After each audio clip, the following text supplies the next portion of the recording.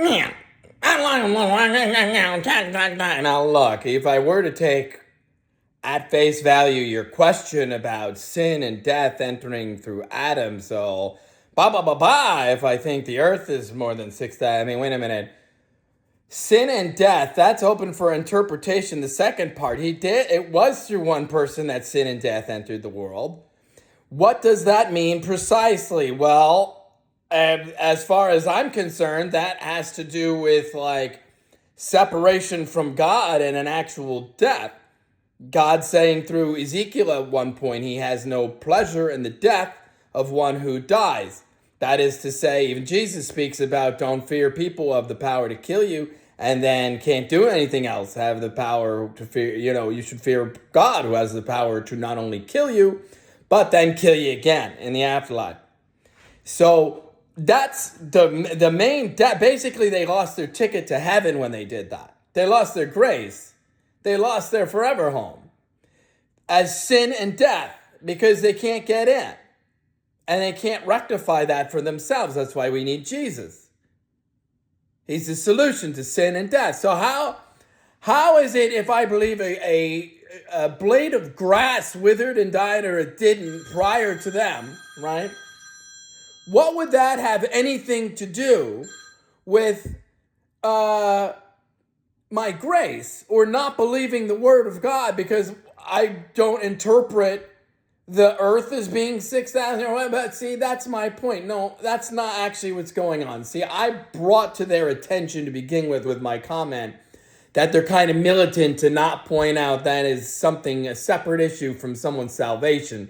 So no matter how dogmatic they want to believe or represent they believe, that's what I mean. Like, you care more about defending a position that could be easily argued either way, and yet you're acting like, my faith. I mean, if the step one is to attack your faith and say, you would know for yourself, wait a minute, you're saying I don't believe the Bible is the word of God because I what? Questioned that based on the Bible, the very same book? Like, actually, I think you're mistaken about that.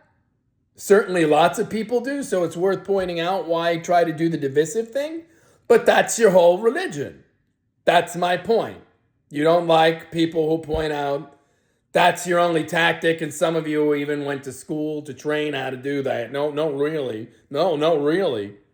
So some of us are super duper familiar with your tactic, and don't underestimate how pathological and super seeming Christian, even though not once, the whole strategy relies on that. So again, I'll point out for whatever year this is on the internet of that exact conduct because it's flagrant. And if you don't understand it's what's in your heart and your mind that gets you grace and saves you. And you need Jesus for that, but you have him. But you still got to do something for yourself.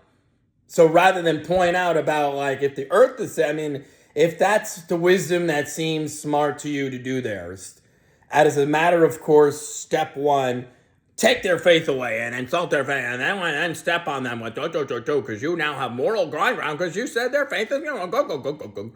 When a lot of us know the playbook of the fake first-class passenger Christian, right? Oh, we know the rhetoric. Oh, so does your God, Yahweh. That's right. Ardent fake.